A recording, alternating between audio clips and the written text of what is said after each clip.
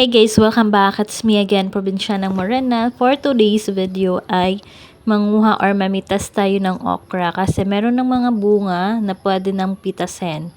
Kasi kapag hindi natin pipitasin to guys, after ilang days pa, maano na siya, magulang na. So hindi na siya masarap kainin.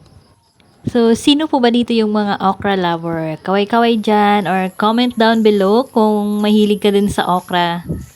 Tapos, anong luto ng okra ang gusto nyo guys? Yung ano lang ba, steam okra or adobong okra? Or anong klaseng luto pa ba ang gusto nyo? Sige nga, paki-comment nga guys. So anyways, etong okra naman namin guys ay hindi siya ganun kadami talaga. Carry lang, pang konsumo lang talaga siya guys. And, ayan. Ilang puno lang din naman to. So, sa isang puno kasi minsan madami ang bunga. So, ayos lang. Tapos, ayan. Tapos, meron pa kami ibang tanim na okra. Maliliit pa sila. Ang ano lang nito, pag okra kasi, kapag namitas ka ng okra, medyo makati yung ano nila, dahon. Kapag dumikit sa balat mo, medyo makati siya. So, ito yung advantage ng ano guys, pagiging masipag magtanim ng mga organic gulay or vegetables.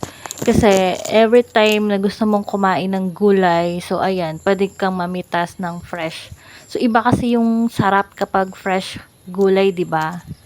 Kahit na anong gulay, as long as meron kayong bakanting lupa, pwedeng magtanim, or kahit wala, pwede naman sa mga pots or sa mga ganyang lagayan ng mineral, soft drinks, yung plastic guys. So, pwede natin gamitin yon, taniman ng mga kung ano-anong gulay.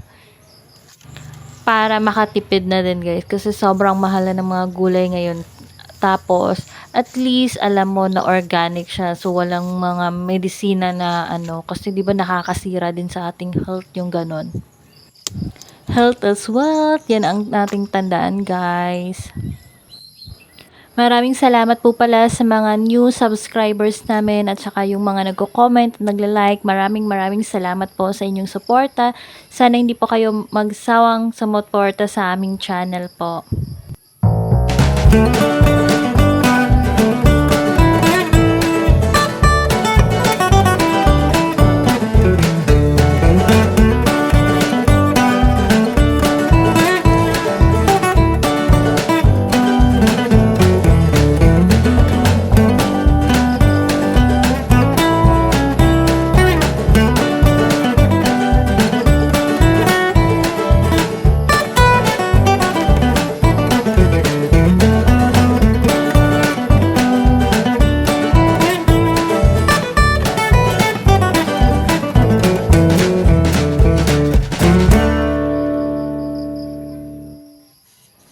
Thank you guys for watching. Bye! Ingat po. God bless.